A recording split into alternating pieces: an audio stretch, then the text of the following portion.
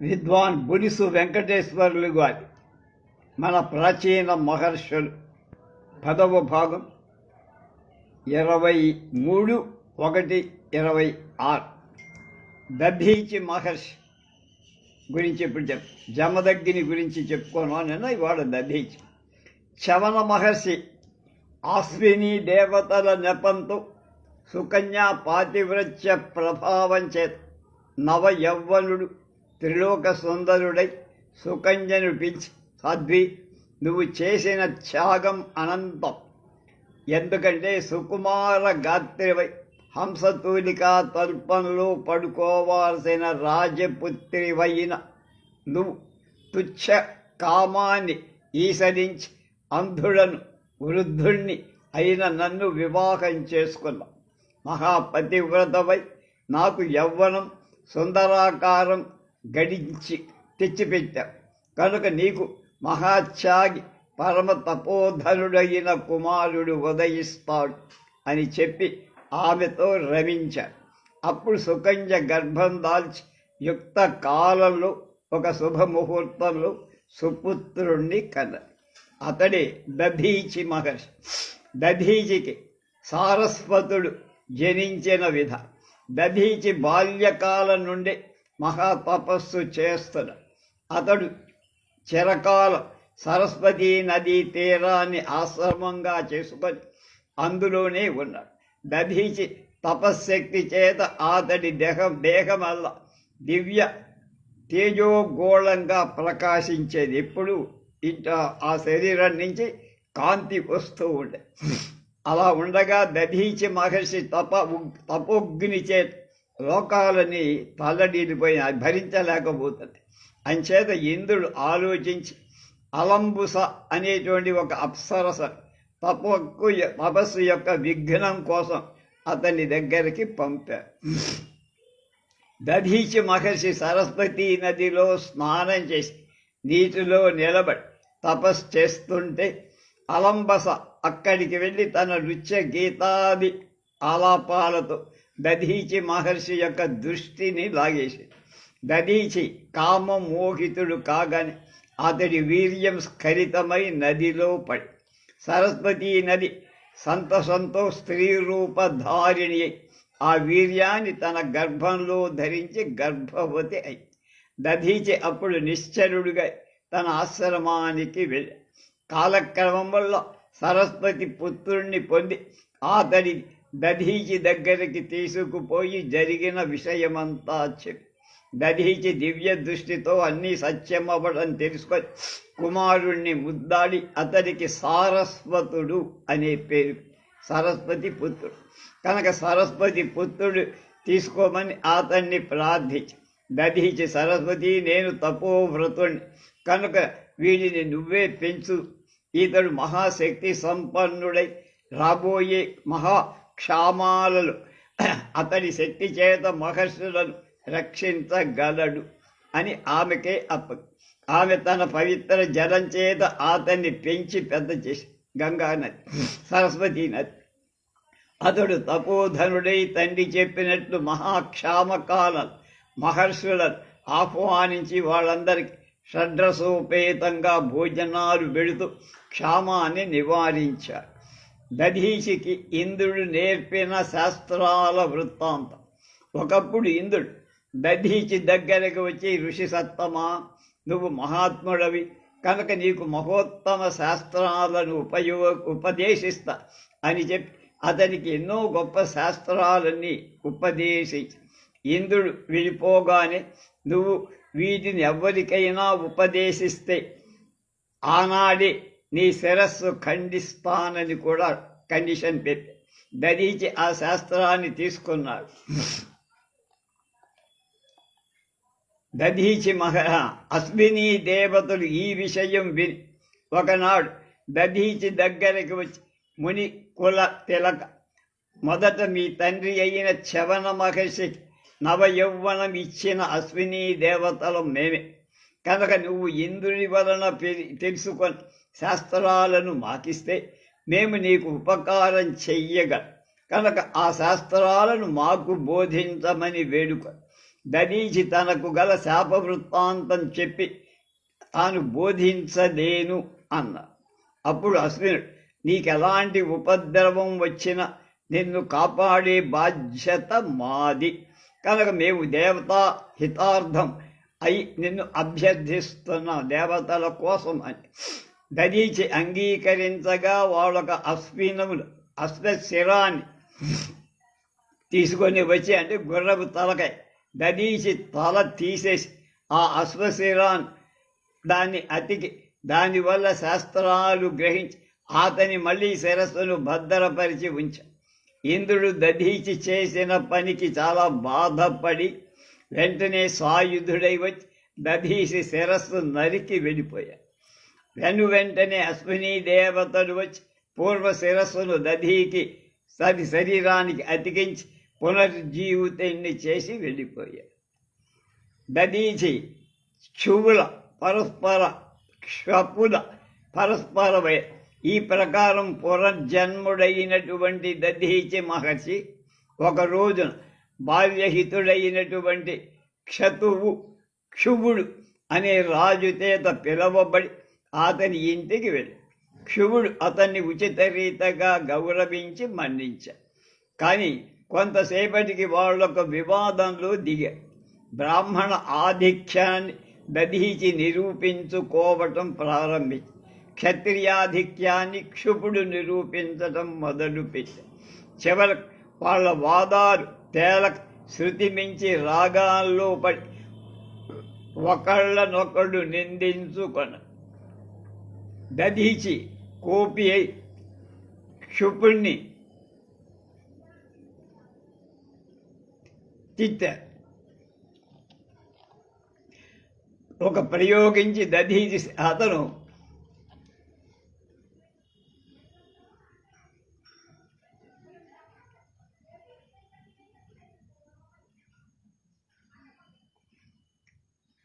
శుభుడు ఒక ఆయుధాన్ని ప్రయోగించి దదీచి శరీరాన్ని ముక్కలు చేసి అప్పుడు దదీచి మరణం.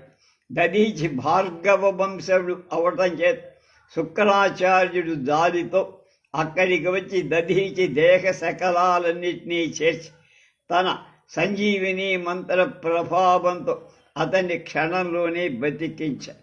దదీచి నిద్ర నుంచి లేచినట్లు లేచి భార్గవుడికి వందన సహస్రాలు చేశాడు.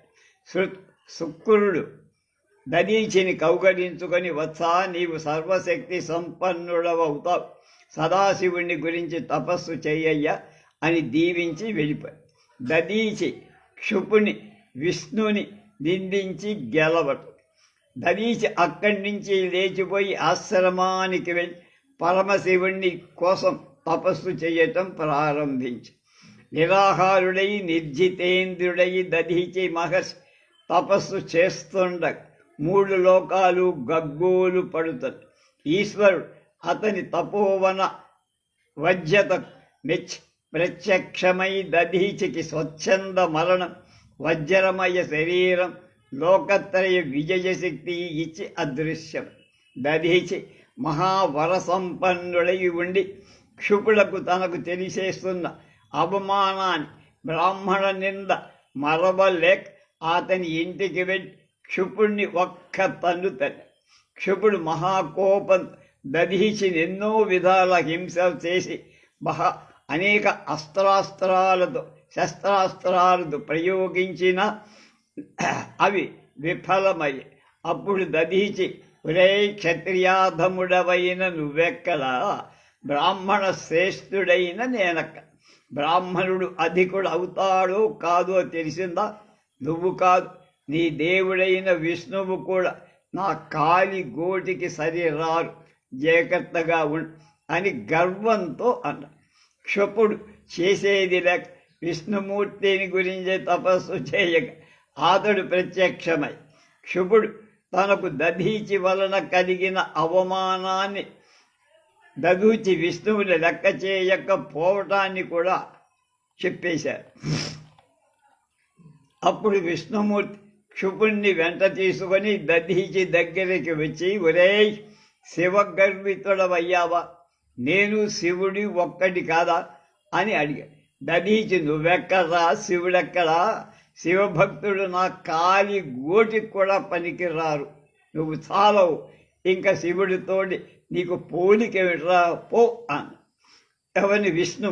విష్ణుమూర్తి దధీచి శరాన్ని త్రుంచటానికి చక్రాన్ని దధీచి తన తపశ్శక్తి చేత చక్రాన్ని నివారించగలిగాడు. విష్ణుమూర్తి మాయ దధీచి మాయను భేదించాడు. అప్పుడు విష్ణుమూర్తి, వత్సా దధీచి, నీ భక్తి తాత్పర్యాన్ని పరీక్షించటానికి వచ్చానురా. నిజంగా మా భక్త శ్రేష్ఠుడవైన నీ వంటి వాడి కాలి గోడితోనైనా పోలగలిగిన వాడెవడు లోకంలో లేడు.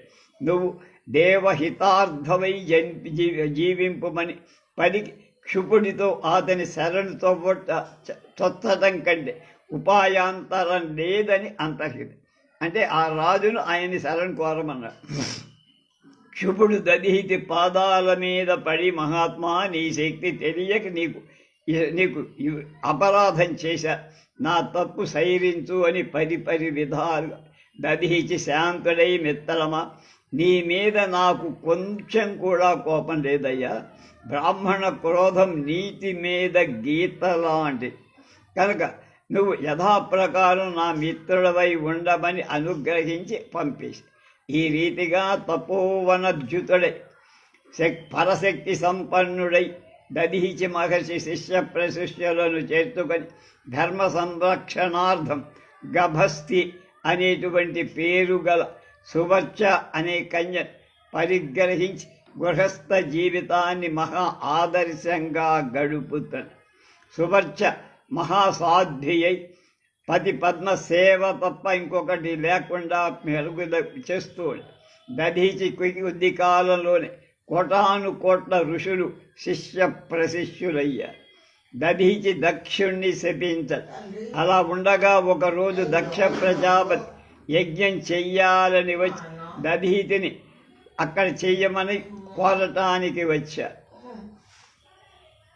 దధీచి ఆనందించి శిష్య ప్రశిష్యులతో దక్ష అధ్వరానికి బయలుదేరి దక్షుడు శివభక్తాగ్రగణ్యుడైన దధీచిని తన యజ్ఞానికి రావడం తనకు భయపడి అని ఆనందించి అతనికి ఉపచారాలు చేసి, మిత్రమా, శివుడు శివానుచరుడు రాకుండా చేసి నేను యజ్ఞం చేయాలనుకుంటున్నా.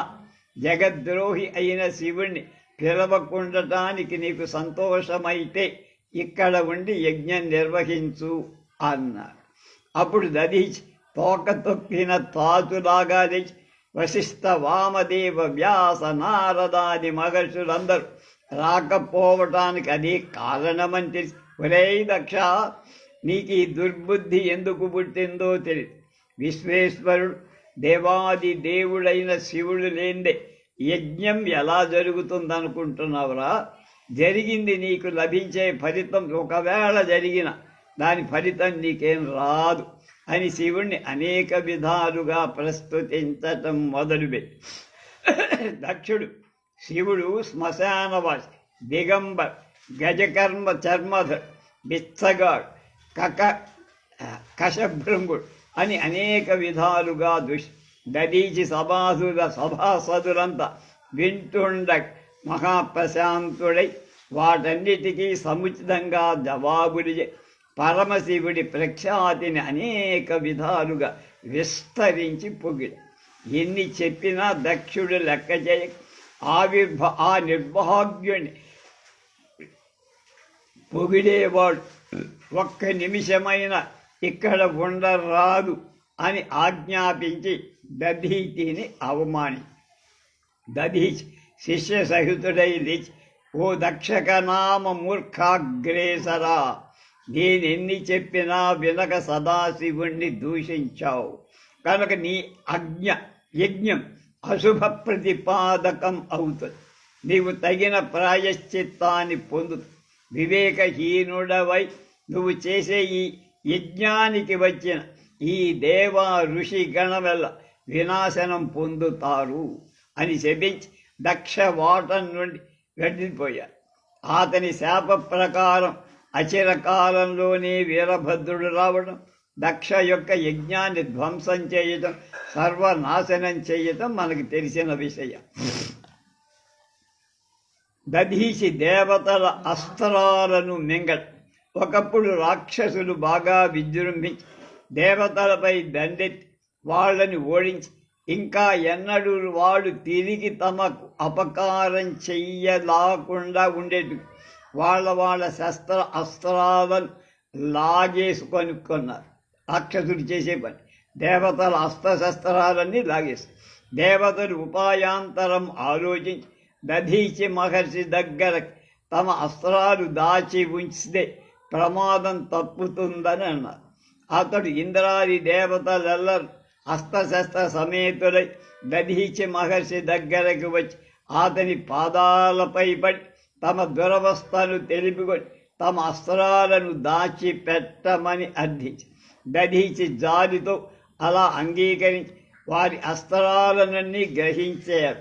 దేవతలు తమ అస్త్ర భద్రతకు ఆనందించి వెళ్ళిపోయారు.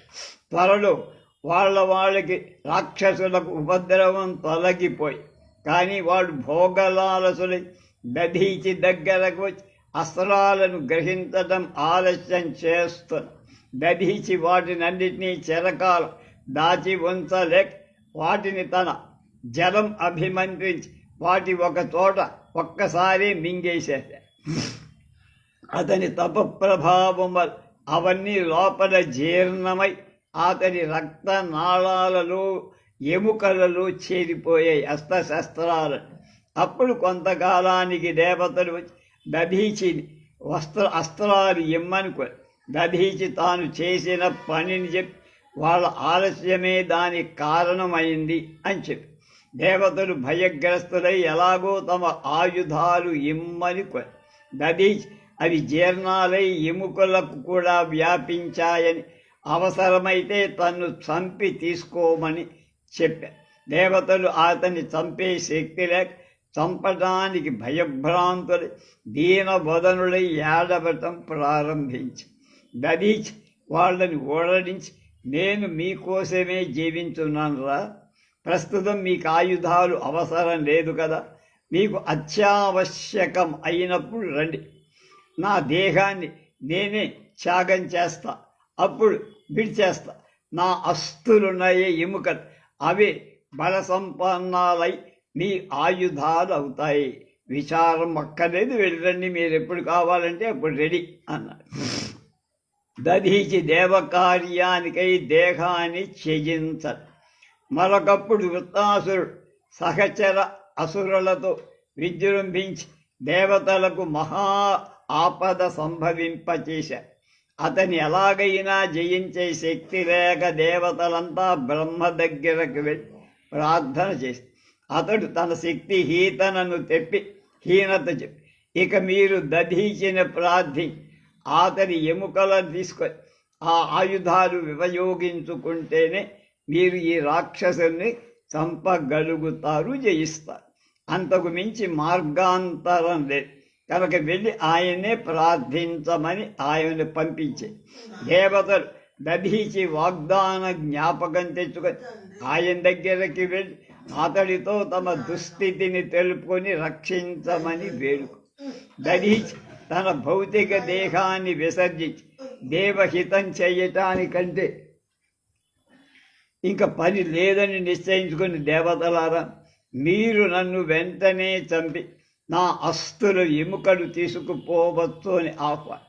ఇంద్రాదులు భయకంపితులై మహాత్మా, నిన్ను చంపేటువంటి శక్తి మా దగ్గర ఎక్కడుంది, బ్రహ్మహత్యా దోషం మాట అటుండి అలా ఉంచు, నీకు స్వచ్ఛంద మరణం ఈశ్వరుడు అనుగ్రహించడం నోరు వద్ద ఇతరులెవ్వరు నిన్ను చంపలేరు అని చెప్పి దధీచి అయితే యోగాగ్ని కల్పించుకొని నేనే చచ్చిపోతా, మీ కర్తవ్యాన్ని మీరు నిర్వర్తించండి అబ్బాయిలు అని యోగాగ్ని కల్పించుకొని ఐక్యమైపోయాడు పరమశివుడు.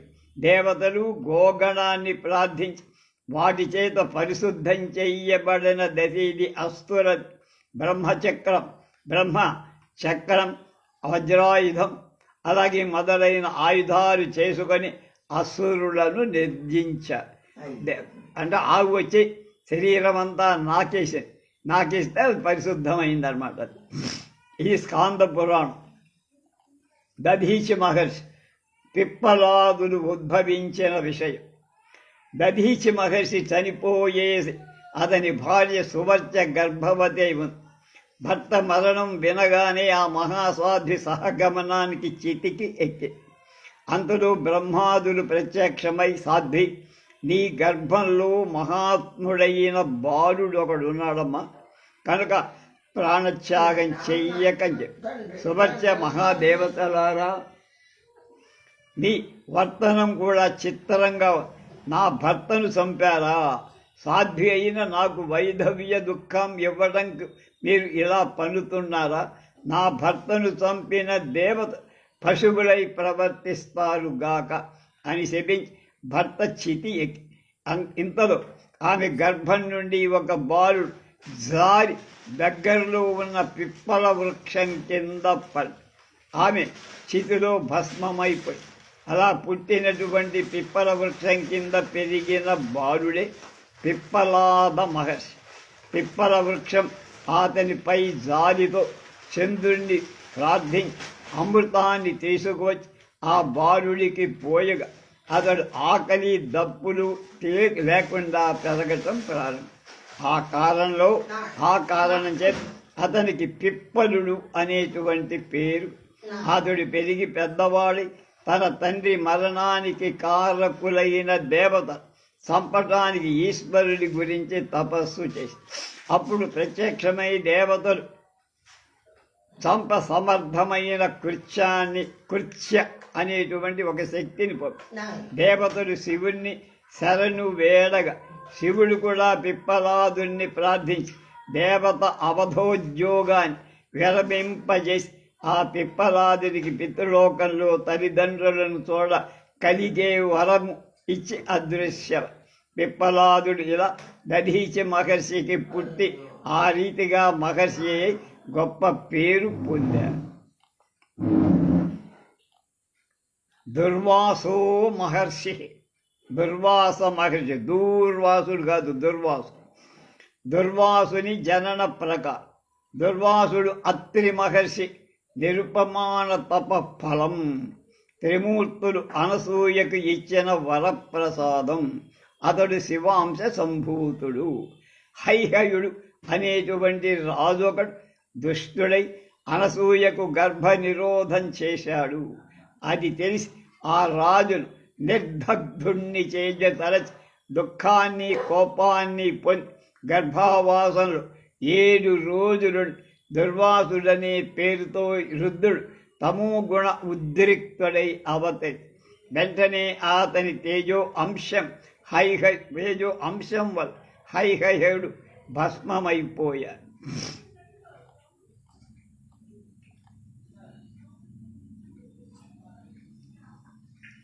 దేవతలందరి యొక్క ఆశీర్వాదాన్ని పొంది ఏకాకి అయి మహోగ్ర తపం చేయటం ప్రారంభించాడు ఆయన దుర్వాసు.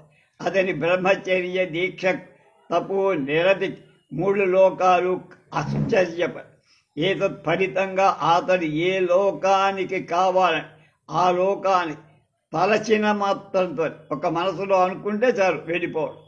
వెళ్ళగసిన ఒక దివ్య శక్తి అతనికి సంపాది. అతని దివ్య తేజస్సు చూసి స్వరయక్ష కిన్నరాదులు జోహాలు చేసి ఈ రకంగా అనంత శక్తి సంపన్నుడై దుర్వాసుడు నిజ తపో గరిమన్ లోకంలో తిరుగుతూ ఉన్నాడు. తర్వాత తల్లిదండ్రుల సర్వసంగాలను విడిచి ఉన్మత్తం అనే ఉత్తమ వ్రతాన్ని అవలంబించి తిరుగుతున్నాడు. దుర్వాసుడు ఇంద్రుణ్ణి శపించదు. ఒకనాడు దుర్వాసుడు విష్ణుమూర్తిని దర్శించి అతని ఆశీస్సులు పొంది అతడు ఆదరపూర్వకంగా నీకిచ్చిన పారిజాత సుమాన్ మార్గమధ్యంలో వింధ్యాధర కాంతలు సభక్తికగా ఇచ్చిన పుష్పం మాలికలు తన చేతుల్లో ఉంచుకొని తిరిగి వస్తున్నాడు. దేవేంద్రుడు ఐరావతానికి నందన ఉద్యాన విహారానికి తిరిగి వస్తూ అతనికి దుర్వాసుడి మహర్షిని చూడగానే ఇంద్రుడు పలకరించి నమస్కారం చేసి దుర్వాసుడు తన చేత ఉన్న పుష్పమాలికల అతడికి బహుకరి ఇంద్రుడు వాణ్ణి తీసుకొని కొంత నిర్లక్ష్యంగా ఐరావతం మీద వాటిని ఆ దండాన్ని పారేశాడు, విసిరేశాడు. ఐరావతం తన తొండంతో ఆ మాలికను లాగి చించి పారేసి దుర్వాసుడికి ఇది చూసి ఇంద్రుడిని కోపంతో ఒరే దుర్మార్ధాంధ, పరమ పవిత్రమైన విష్ణు పాదా సమానమైన ఈ మాలికను నీకు బహుకరిస్తే ఇంత నిర్లక్ష్యంతో చేశావా? మదోన్మత్తుడవై ఒడలు తెలియకుండా నిన్ను ఊరక పోలిస్తానా?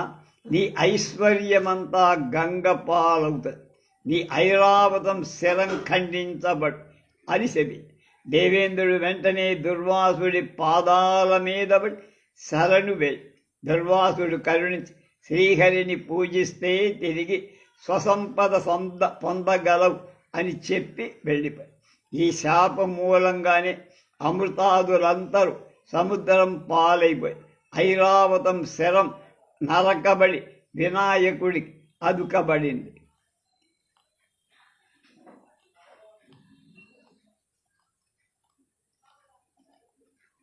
దుర్వాసుడు ధర్ముణ్ణి శపించడు. ధర్మదేవత ఒకప్పుడు దుర్వాసుడు సోదరుడైన దత్తాత్రేయుడితో కలిసి ధర్మదేవత యొక్క నిజరూపాన్ని చూడాలనే కోరికతో అనేక సంవత్సరాలు మహాతపస్సు చేసి నిరాహారుడై పంచాగ్ని మధ్యమంలో జలమధ్యంలో ఘోర తపస్సు చేసిన ఇద్దరు ధర్మదేవత ప్రత్యక్షం కాదు. చివరకు విసిగి వేసాయి. దుర్వాసుడు తనకు ప్రత్యక్షం కాని ధర్ముడిపై కోపంతో శపించి తనకి సిద్ధపడి అప్పుడు ధర్మదేవత బ్రాహ్మణ రూపం ధరించి సపరివారంగా వచ్చి ఆ మహర్షి శాపాక్షరాలు విడవదలుచుతాడు. వయే తపస్సులకు కోపం పనికొస్తుందా? క్రోధాంధులకు తపఫలం ఇవ్వదగున అని ధర్మువు దుర్వాసుడితో దుర్వాసుడు కోపంతో ఒరే ముందు నువ్వు ఎవరివో చెప్పు, నీతో వచ్చిన ఈ పరివారం ఎవరో చెప్పు, తర్వాత నాకు క్రోధం అవునో కాదో నేను చెబుతానని పలికాడు. అప్పుడు ఆ విప్రుడు మణీంద్ర బ్రహ్మచర్యము, సత్యము, తపస్సు, దమం, నియతి, శౌచ, క్షమ, కాంతి, శాంతి, ప్రజ్ఞ, అహింస, శ్రద్ధ, మేధ, దయ అనే గుణాల పుంస్త్రీ రూపాలు వీరు నా పరివారం. నేను ధర్మదేవతను. నీ కోపం చూడటానికి పోగొట్టడానికి వచ్చా అని చెప్పి దుర్వాసుడు శాంతించగా, ఓయ్ 10 ఏళ్ల పాటు నడచిన పెదప ఇప్పుడు నీ కంటికి నేను కనబడ్డానురా. ఇప్పుడైనా నా శాపానికి భయపడి వచ్చావు కానీ నీ యోగ్యత చేత కాదు. బ్రాహ్మణ క్రోధం అమోఘంరా. నిన్ను శపించక మాన. నువ్వు సుఖం ఎరగని రాజువుగా, దాసీపుత్రుడుగా, చండాలుడుగా జన్మిస్తావు అని 3 శాపాలు ఇచ్చారు. ధర్మువు చేసేది లెక్క ఋషి శాపమది. తర్వాత తనొక అంశంలో యుధిష్ఠరుడుగా, మరొక అంశంలో విదురుడుగా, వేరొక అంశంలో హరిశ్చంద్ర మహారాజుగా ఏర్పడించిన వీరబాహుడని చండాలుడుగా జన్మించ. ఆహా, ఎంతటి వాళ్ళకైనా కర్మఫలం తప్పదు కదా. దుర్వాసుడు సుప్రతీకుడు అనుగ్రహించి కృతయుగంలో సుప్రతీకుడనేటువంటి మహారాజు శుభలక్షణాలు కలిగిన సతులందరినో చెట్టబట్టి ఒక పట్టి వడయ చాలా వాడు అంటే కొడుకులు లేక ఉన్నారు. క్షుధపాద కుమారుణ్ణి కోరి దుర్వాసో మహర్షిని కొని తపస్సు చేయగా ఆయన వచ్చి నీకు విద్యుత్ ప్రభ అనే భార్యలో కొడుకులు పడతారయ్యా అని వరమిచ్చి వెళ్ళిపోయి పెదప దుర్వాసుడి వరం కారణంగా సుప్రతీకకున్న విద్యుత్ ప్రళయలో దుర్జయుడనే కుమారుడు పుట్టాడు. అతనికి జాతకర్మాదులు దుర్వాసుడే చేశాడు.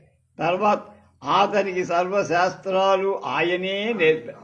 దుర్వాసుడు పని పూని ఒక ఇస్తి చేల్చి ఆ బాలుని వెంటనే 16 సంవత్సరాల వాణ్ణిగా చేశారు. పుట్టిన వాణ్ణి ఏకంగా 16 సంవత్సరాల వాణ్ణి చేసి సుప్రతీకుడు దుర్వాసుడికి ఎంతో శక్తి చూప అతడు మెచ్చి సుప్రతీకుడిని కాంతిమతి అనే ఇల్లాలి యందు ఒక పుత్రుడు కలగటానికి వరమి సుజుమ్నుడు అనేటువంటి కొడుకు వాళ్ళకు పుట్టారు. అలా దుర్వాసుడు సుప్రతీకను అనుగ్రహించాడు. దుర్వాసుడి తిలోత్తమ సాహసికులను కోపించడం శమించి దుర్వాసో మహర్షి గంధమాదన పర్వతంపై తపస్సు చేస్తున్న ఆ సమయంలో బలిచక్రవర్తి కుమారుడైన సాహసికుడు అప్సర గణంతో తిలోత్తమైనే పరస్పర వివసులై ఉన్నారు. వీళ్ళ వలన తనకు వ్రతభంగం కలుగుగా దుర్వాసుడు మితిమేర సమయాలు ఎరగకుండా ఇలా ప్రవర్తిస్తున్నారు. స్వేచ్ఛగా అన్ని మందని రాక్షసులం కావాలని భూమి మీద జన్మించమడి సెవి వారు అప్పుడు వడలు తెలుసుకొని ఆ సంయమికి నమస్కారం చేసి ప్రార్థించగా శ్రీకృష్ణుడి చేత చచ్చిన పెదవ అతనికి కృష్ణుడి కుమారుడితో జీవనం వల్ల ఆమెకు శాప విముక్తి అవుతుంది అని చెప్పి సాహసికుడు అందులకే గార్ధభాసురుడై కృష్ణుడి చేతిలో చచ్చాడు. తిలోత్తమ బాణుడి గృహంలో ఉషగా జన్మించే దుర్వాసుడు వప్పునకు వప్పువ అనేటువంటి అప్సరసలు శపించి ఒకప్పుడు ఇంద్రుడు నందనోద్యానవనంలో అప్సరసల గానం వింటూ ఉండగా నారదుడు వచ్చి అతనికి అనేక విధాలుగా పూజించి ఇంద్రుడు మునీంద్ర ఈ అప్సరసలలో ఎవరి ఎక్కువ మీరు సెలవు చెప్పాలి. నారదుడు మంచు కొండ మీద తపం చేసే దుర్వాసుడు ఎవత చలించతే చేస్తుందో ఆమె ఎక్కువ అన్నాడు.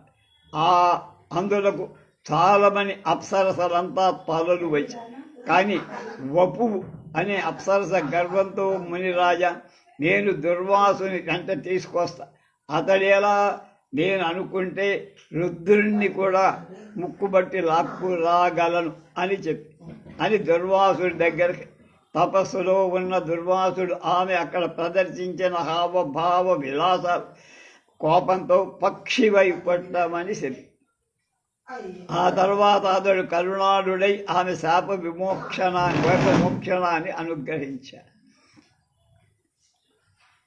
దుర్వాసుడి వివాహం తిలోత్తమ సాహసికుల అతిక్రీడ కావించిన దుర్వాసులకు సంసార వాంఛ జనించగా ఔర్వ మహర్షి కుమార్తె అయిన కందలి అనే ఆమెను అతడు వివాహం చేయాలనుకున్నాడు.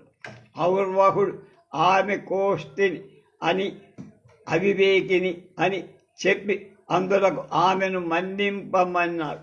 దుర్వాసుడు అంగీకరించి కందడిని వివాహమై ఉచిత భోగాలు పొంది కానీ తొదక ఆమె గయ్యాడి అతన్ని బాధించటం ప్రారంభి దుర్వాసుడు భార్యను భస్మం చేయ ఎంతకాలమైనా తన గుణం మార్చుకోలేని కందడితో విసిగి వేసాలి. ఒకనాడు ఆమె యందు నిర్మముడై దుర్వాసుడు తీక్షణంగా చూసి వెంటనే ఆమె భస్మమైపోయి ఒక సుందరి రూపంలో ఆకాశంలోకి తన దోషాన్ని క్షమించమని కోరి అదృశ్య దుర్వాసుడు తనంతటి వాడి వివాహమాడిన కారణాలు ఆమె పేరు భూమిపై శాశ్వతంగా ఉండేటట్లుగా కదలీ జాతిని అంటే అరటి జాతి సృష్టించి ఆమె పేరుతో చిరస్థాయిని చేశారు. ఔరుడు దుర్వాసుణ్ణి శమి కొంతకాలానికి కూతుర్ని అల్లుణ్ణి చూడాలనే కోరికని ఔర్వ మహర్షి దుర్వాస ఆశ్రమానికి వచ్చి తన కూతురు అక్కడ కనపడకపోక దివ్య దృష్టితో ఆమెకు జరిగిన సంగతి తెలుసుకొని దుర్వాసుని చూసి వరేష్ నా కుమార్తె అవివేకి అని చెప్పి మన్నింపమని ముందే చెప్పా. దానికి నువ్వు ఒప్పుకొని వివాహమై ఇప్పుడు భస్మం చేస్తావా? నన్ను అవమానించావు. ఈ కారణం చేత నీకు అంబరీషుడని రాజుడి వల్ల, రాజన్యుడి వల్ల ఘోర అవమానం పొంది ఖేదాన్ని అనుభవిస్తూ అని దుర్వాసుడిని శపించి వెళ్ళి, దుర్వాసుడు చేసేదిలా కానున్నది కాకమానది తన దారికి వెళ్ళిపోయి, దుర్వాసుడు అంబరీషుడి దగ్గరికి వెళ్ళి బడు కొంతకాలానికి దుర్వాసుడు సంచారం చేస్తూ నాభాగుని కుమారుడైన అంబరీషుని దగ్గరికి వెళ్ళి ఆతిథ్యం కోరి, భక్త వరిష్ఠుడైన అంబరీష్ మహాప్రసాదమని అతని శిష్య సమేతంగా స్నానం చేసి రమ్మని నదికి వెళ్ళమని.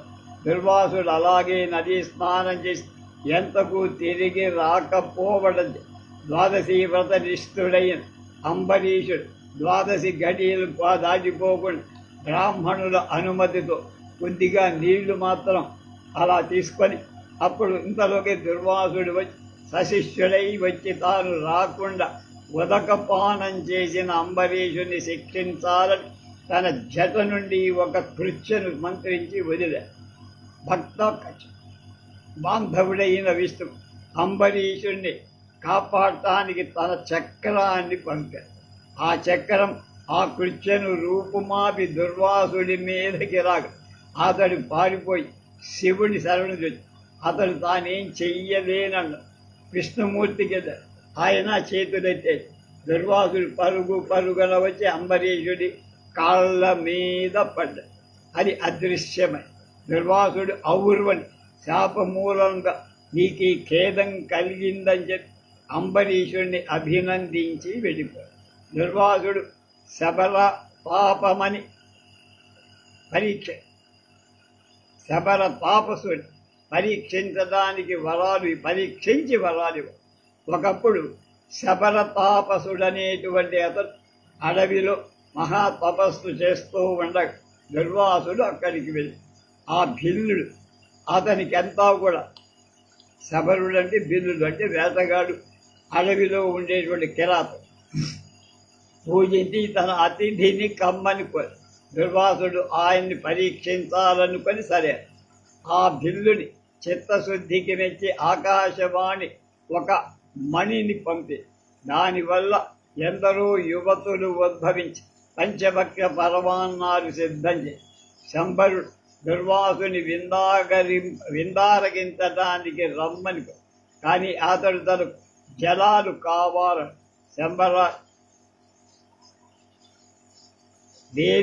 దేవికా నదిని ప్రార్థించి ఆమె దుర్వాసుడి దగ్గరకు వచ్చి ప్రవహించేట్టు చేశాడు. దుర్వాసుడు ఆనంది ఆ ఏట ముని వచ్చి అతని విందు ఆలగించి దయామయుడై పోయి, నువ్వు గురు ఉపదేశ మార్గంలో సత్యాన్ని అవలంబించి తపం చేశావు, ఇక నుండి నీకు సత్యం తప్పుడు అనే పేరు వస్తుంది. సత్య తప్పుడు వేదశాస్త్ర పురాణాది వైశారథ్యం నీకు కలుగుతుంది. ఆ తర్వాత దుర్వాసుడు అతనికి ఇలా ఉపదేశం, విజ్ఞానం కానీ విజ్ఞానం ఉంటే కానీ సత్కర్మ చెయ్యలేడెవడు, సత్కర్మ వల్ల కానీ విజ్ఞానం రాదు. ఆలోచించగా ఈ రెండు ఒకదానికొకటి సాధనాలు. సత్కర్మలు జాతులను బట్టి 4 రకాలు. కులధర్మం తప్ప బ్రహ్మోపాసకులైన వాళ్ళు మోక్షం పొందు. బ్రహ్మం అంటే భక్త రక్షణ పరాయణుడైన నారాయణుడు. అతడు యజ్ఞాది వైదిక క్రియలకు స్వలం. ఆ మాటలు విని మహాత్మా, యజ్ఞాది కృత్యాలు ధన సామగ్రి లేక నలవు. ధనం ఉంటే లోభంలో సంసార కార్యాలు చేస్తారు కనుక అల్ప ప్రయాస మాత్రంతో సకల వర్ణాలకు మోక్షం కలిగే ఉపాయం చేయదు. మీరు చెప్పే యజ్ఞ యాగాలు చెయ్యాలంటే బోలెడు డబ్బు కాదు. అలా కాకుండా సులభంగా ఉపాయం చేయాలి. అప్పుడు ఆ శరభరుడు దుర్వాసుని అందుకాతడు మహోత్తమమైన ఫలప్రదమైన వ్రతాలు ఎన్నిటినో అతనికి బోధించి ఆచరిస్తే అక్కడ ఇహపర సౌఖ్యాలు కలుగుతాయని ఉపదేశి ఆశీర్వదించి వెళ్తారు. అది చేసినప్పుడు సత్యతపుడు అవన్నీ చేసి తరించారు. దుర్వాసుడు ముద్గలున అతిథి అవడు. ఒకప్పుడు ముద్గల మహర్షి ఉంచవృత్తి నవలని మహోత్తమమైన తపస్సు చేస్తుండగా అతని చిత్తశుద్ధి పరీక్షించి అతనికి మహా ఉపకృతి చెయ్యాలని దుర్వాసుడు అతని ఇంటికి అతిథిగా పక్ష ఉపవాసం చేస్తూ ముద్గలుడు సకుటుంబంగా అతన్ని గౌరవించి తాము తెంతమ్మాని ఆ మునికి అన్నం పెట్టి గౌరవించి దుర్వాసుడు ఉన్న అంతమంతా తిని మిగిలిన దాన్ని ఒంటి నిండా పాముకొని పోతున్నాడు. ఇట్లా ఎన్నిసార్లు చేసి అడిగి చేసిన ముద్గలుడు కొంచెమైనా కోపించగా మహర్షికి మహాసేవ చేశాడు. చివరకు దుర్వాసుడు ముద్గలుడు చాలా స్తుతించి అతనికి సశరీర స్వర్గ సుఖం సమకూరే వరం ఇచ్చి పడిపోయాడు. కానీ ముద్గలుడు స్వర్గాన్ని తృణీకరించి బ్రహ్మర్షిగా మోక్షం పోయి. దుర్వాసో మహర్షి కుంతీదేవికి వరం. దుర్వాస మహర్షి ఒకసారి కుంతి భోజిని ఇంటికి వెళ్ళగా అతడు అత్యంత భక్తిపూర్వకంగా అతనికి సపర్య చర్య చేస్తుండ కన్య అయిన కుమార్తెను కుంతిని నియమించారు. కుంతి ఏమరుపాటు లేక దుర్వాసుడి హృదయాన్ని కరిగేటట్టు అతనికి పరిచర్యలు చేస్తారు. దుర్వాసుడు కుంతి భోజును ఆశీర్వది కుంతీదేవికి వరం అనుగ్రహించమని కోరగా ఆమె తనకొక మంత్రం ఉపదేశిస్తామని చెప్పి ఆ మంత్రశక్తితే ఏ దేవుణ్ణి ఉపాసిస్తే ఆ దేవుడి వలన తనకొక పుత్రుడు కలుగుతాడని కలగాలని దుర్వాసుడు అలాగే అని ఆమెకు ఒక మంత్రం ఉపదేశించి వెళ్ళిపోయి. ఆ మంత్ర ప్రభావం చేత కుంతికి సూర్యుడు ప్రత్యక్షమై కర్ణుణ్ణి ఇచ్చాడు. దుర్వాసుడు యోగమాయను వివాహం చేసుకోడు. దుర్వాసవు మహర్షి ఒకనాడు 16,000 గోపికల అష్టమహిషీమణుల వివాహమైన శ్రీకృష్ణుణ్ణి చూడటానికి మనస్సు కలిగి ద్వారకకి బయలుదేరి వెళ్ళి ద్వారకా నగరంలో ఆ మహర్షి వచ్చేసరికి కృష్ణుడు ఉగ్రసేన వసుదేవాదులతో అతనికి ఎదురువచ్చి అర్ఘపాద్యాదులిచ్చి సభక్తికంగా అతని తన ఇంటికి తీసుకొని వెళ్ళి అక్కడ నవయౌవనవై అహవభావ విలాసాలతో అది సుందరాంగి యోగమాయ అతనికి సేవలు చెయ్యటానికి శ్రీకృష్ణుడు నియమించి దుర్వాసుడు ఆమె పరిచర్యలకు మెచ్చి వరం కోరుకోమని కృష్ణుడు అప్పుడు ఉగ్రసేనాదులను పిలిచి దుర్వాస మహర్షి శివున వంశానికి యోగమాయ పార్వతి అంశంలో పుట్టారని ఆ ఉభయుల వివాహం అవ్వడం తనకు అభీప్సతమని చెప్పి దుర్వాసుడు అంగీకరించాడు. దివ్య వైభవోపేతంగా యోగమాయ దుర్వాసులకు వివాహమైంది. కృష్ణుడు వినయ నిమిత్తుడై మహర్షికి కొంతకాలం తన నగరంలోనే ఉండమని ప్రార్థించాడు. అలాగే భార్యతో అక్కడే ఉండిపోయాడు. ఒకనాడు దుర్వాసుడు శ్రీకృష్ణుని మహాత్యం తెలుసుకోవాలి రాత్రి వేళ వరుసగా అష్టమహిషల గృహాలకు 16,000 గోపికల ఇళ్లకు వెళ్ళి చూశాడు. అతనికి అన్ని చోట్ల కృష్ణుడు భార్యా సహితుడై కనబడు. అది చూసి దుర్వాసు ఆశ్చర్యంలో అతనికి అనేక విధాలుగా స్తుతించి దుర్వాసుడి పార్వతి శ్రీకృష్ణుని గురించి చెప్పడు.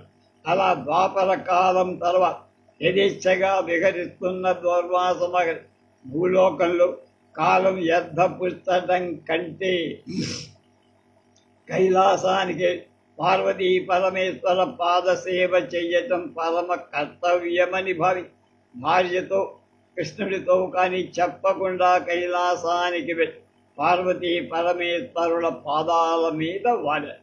శివుడు అతన్ని కౌగలించి ఆశీర్వది పార్వతి దీవించి విశేషాలు అమ్మా భూలోక జీవనానికి ప్రాణం విసిగిపోయి ఇక మీ దగ్గరే ఉండి మీ పవిత్ర పాదాల విందాలను భక్తితో కొలవాలని నిశ్చయించుకొని వచ్చా. శివుడు ఆనందించి పార్వతి వదనాల విందా అని చూసి పార్వతి పుత్ర నువ్వు మా దగ్గర ఉండిపోవడం మాకు ఆనందప్రదమే. కానీ నా అంశలో పుట్టిన యోగమాయ వివాహం చేసుకున్నావు కదా, ఆమె అక్కడ విడిచి వచ్చావు. ఆమె అందులకు ఎంతో బాధగా నీకోయి ఎదురు చూస్తా. అగ్ని సాక్షిగా వివాహమైన భార్య అకారణంగా అలా విడవడం మంచిది కాదు. ఆమె మహాపతివ్రత. ఆమె వలన నీకు సంతానం కలు. అలాగే శ్రీకృష్ణుడు మానవ మాత్రుడు అనుకుంటున్నావు కాదు, గోలోకవాది అయిన పరబ్రహ్మం. ఆయన పాదపద్మాలు కొలవడం మావ సేవ చేయటం కంటే 1000 రెట్లు అని. కనుక నీకు అక్కడికి వెళ్ళి కావాల్సినప్పుడు ఇక్కడికి వచ్చిపోతూ ఉండమని చెప్పి దుర్వాసుడామ మాటలాడి ఈ జగన్మాత పితలకు వందనాలు చేసి తిరిగి ద్వారకకు పోయి సుఖంగా దుర్వాసుడి కృష్ణుని యాదవులను శపించడు. దుర్వాసో మహర్షి ఒకనాడు కృష్ణుణ్ణి పరీక్షింప సత్యభామ ఇంటికి ఉన్న కృష్ణుడు సత్యభామ సహితుడి దుర్వాసుడినెంతో పూజ.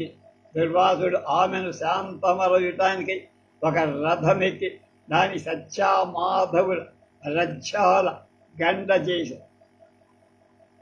వాళ్ళిద్దరూ వెంటనే మహర్షి ఆజ్ఞ శిరసావహించి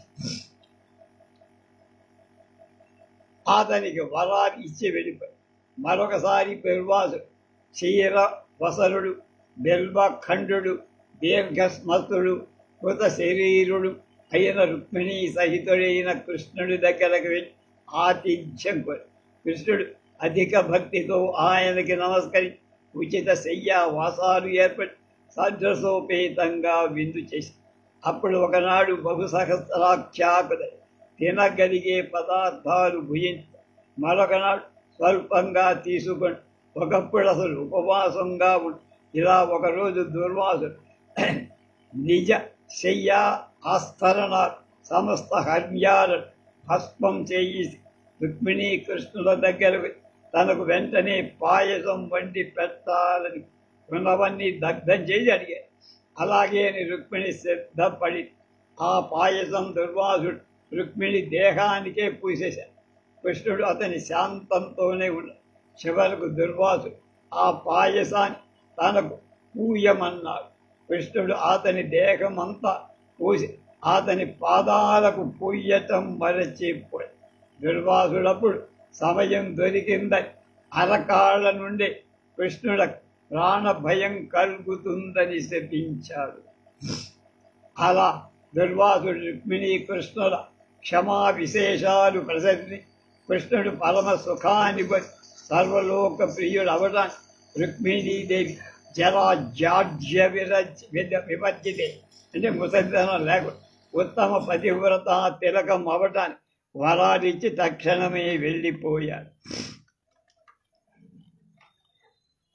భూభారం తగ్గించడానికి యాదవ వంశ వినాశనం తప్పకదని కృష్ణుడు ఒకసారి తలపోస్తూ దుర్వాస మహర్షిని స్మరిస్తే త్రికాలజ్ఞుడైన దుర్వాసుడిని ఎరి ద్వారకు వచ్చి వాకిటలో ఉండగా దైవకృతంగా యాదవ కుమార్ సాంబుడనే వాడి స్త్రీ వేషం వేసి దుర్వాసుకు మొక్కి సంయమేంద్ర ఈమెకు పుత్రుడెప్పుడు కలుగుతాడని పరిహరించి దుర్వాసుడి గ్రహి నీ కృష్ణుని సంకల్పం ఈరేడుతుంది కదా మూర్ఖులారా, ఈమె లోహ రూపమైన ముసలం ఈమెకు లోకంతో చేసిన రోకడి ఉదయించి సపుత్ర బాంధవముగా యాదవ వంశాన్ని నిర్మూలిస్తే బ్రహ్మాదులు ఇది చెప్పింపలేరని శపించి కృతకృత్యుడై వెలు దానివల్ల యాదవులంతా అంతరించి దుర్వాసు పాండవులకు అధిపతి. ఒకరోజు దుర్వాసుడు పాండవులకు అవమానింపటానికి దుర్వాసుని ప్రసన్ను చేసుకొని అతని సశిష్యుడై పాండవుల దగ్గరకు వెళ్ళమని ప్రార్థించాడు దుర్వాసుడు అలాగేని శిష్య సమేతుడై ద్వైతవనంలో ఉన్న పాండవుల దగ్గరకు వెళ్ళి ధర్మరాజాదుల అపరిత భక్తి శ్రద్ధలను అతని సేవించి దుర్వాసుడు సశిష్యుడై భోజనానికి వస్తాను. ధర్మరాజు అంగీకరించగా శిష్యులతో నదీ స్నానానికి వెళ్ళి ద్రౌపది ప్రార్థన. ఇంతలో శ్రీకృష్ణుడు పాండవుల చూడటానికి వచ్చి ఆకభారంతో నడిచి ద్రౌపది చేత భోజన పాత్రను తెప్పి దానంతా లగ్నమగు ఒక మెతుకును తిని పాండవులకు అభయమిచ్చి కృష్ణ ప్రభావం స్నాతుడైన దుర్వాసుడి శిష్యులకు ఆకలి దప్పులు లేకుండా పోయి దుర్వాసుడు సమస్త విషయాన్ని యోగ దృష్టితో తీసి కృష్ణుణ్ణి దుర్యోధని కుటిల అభిప్రాయానికి అతడు బంధుమిత్రాలతో పాండవులతో ఓడిపోయి చస్తాడని శిష్యులతో అక్కడి నుంచి వెళ్ళిపోయాడు. దుర్వాసుడు లక్ష్మణుడి మరణానికి కారకుడవు. దుర్వాస సంయమేంద్రుడు ఒకనాడు అతి క్షుతాధారుడై శ్రీరాముని చేత ఆతిథ్యం అందే ఉద్దేశంతో అయోధ్యకు వచ్చి ఆ సమయంలో రాముడు బ్రాహ్మణ రూపుడైన యముడితో రహస్యంగా మాట్లాడుతూ ఎవరికి లోపలికి రానియద్దని రాము అవసరమైతే అని కాపలాకి లక్ష్మణుడిని కానీ దుర్వాసుడు వచ్చి లోపలికి పోబోగ లక్ష్మణుడు ఆపేయడంతో వంశనాశనంగా శపించాడు. లక్ష్మణుడు భయపడి శ్రీరాముడి దగ్గరకు వెళ్ళి చెప్పాడు. శ్రీరాముడు తన ఆన దాటిన లక్ష్మణుడు నగరం బయట నుంచి వెనక్కి పంపించే అనుమతి కొని సరయూ నదిలో కొని అవతారం చాలి. అలా దుర్వాసుడు ఇందుకు కారణం. దుర్వాసుడి ఆధిక్య పరమేశ్వర అంశ సంభూతుడైన దుర్వాసో మహర్షి అనేకల శిష్య ప్రశిష్యులను చేరది. వాళ్ళందరి విమల విద్యా రహస్యాలు ఆమూలాగ్రంగా బోధి త్రిలోక పూజ్యుడే లోకక్షేమంకరుడని అవమాన యాగశక్తి గర్భ శుక్తి ముక్తాఫలమైన అత్రి తపస్సారమైన దుర్వాసో మహర్షి మహర్షులు అప్రతిమ. దుర్వాసుడు చెప్పిన రుద్ర కవచం పరమ శుభప్రద.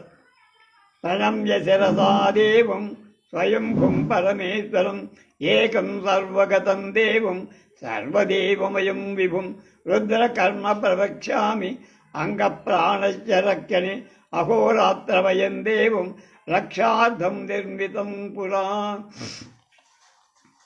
రుద్రో మే చాగ్రతః పాశుపాదు పార్థోహరస్తద శిరో మే ఈశ్వరపాదు లలాటం లీలలోహిత నేత్రయోశ్చంబకపాదు ముఖం పాదు మహేశ్వర కర్ణయో పాదు మే జిహ్వాం రమయ పాదు మే శంభు నాసికాయాం సదాశివ వాగీశం పాదు మే జిహ్వాం ఓష్ఠౌ పాత్వంబికాపది శ్రీకంఠ పాదు మే గ్రీవం బాహు చైవ పినాకభృత్ హృదయే మే మహాదేవ ఈశ్వరో వ్యాప్సునాంతరం నాభిం కటించ వృక్ష వక్షశ్చ పాతు సర్వముమాపది బాహుమధ్యాంతరం చైవ సూక్ష్మరూప సదాశివ సర్వం రక్షతు మే శర్వో గాత్రాణి చ యథాక్రమం వజ్రం చ శక్తిదం చైవ పాశాంకుశధరం తద గండశూల ధరానిత్యం రక్షతు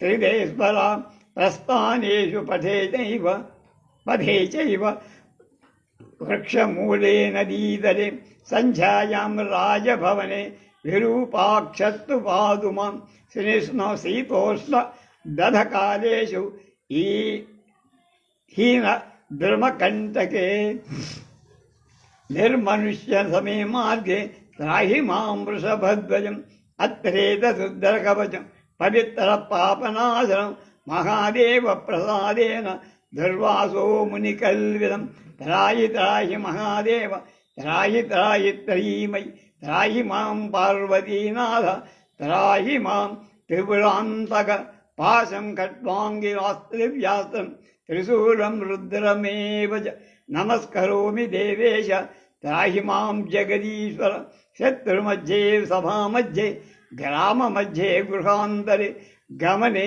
గమనే చైవ త్రాహి మాం భక్తవత్సలా. కోమలవల్లభ నిభవ సోమిని పరితీపీత వసన సోమిని సుషమా సోమిని పోచిన బ్రోచిన దుర్వాసోముని నుదయింతు వధరమే నుతియింప తరమి సోమునికైన అని దశావతార చరిత్రలో ఒక పద్యం. అది రేపు